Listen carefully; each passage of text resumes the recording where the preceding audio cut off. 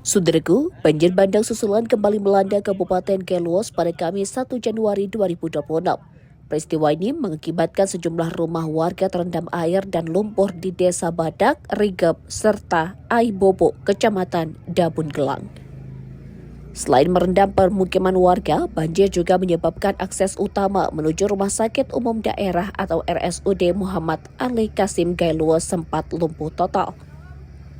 Ruas jalan Provinsi Blangkejeren, Pining, Aceh Timur, tepatnya dari arah Kutelintang menuju Desa Badak terendam air bercampur lumpur dengan arus yang cukup deras.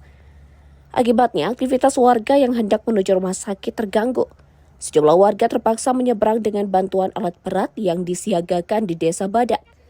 Sementara itu, 2 unit truk TNI yang mencoba menerobos genangan air sempat terjebak dan harus didorong dari belakang. Sebuah mobil ambulans milik RSUD Muhammad Ali Kasim berjenis double cabin akhirnya berhasil melintasi lokasi banjir menuju kota Blangkejeren. Menurut warga, hujan deras yang mengguyur wilayah tersebut memicu kekhawatiran akan terjadinya banjir susulan yang lebih besar.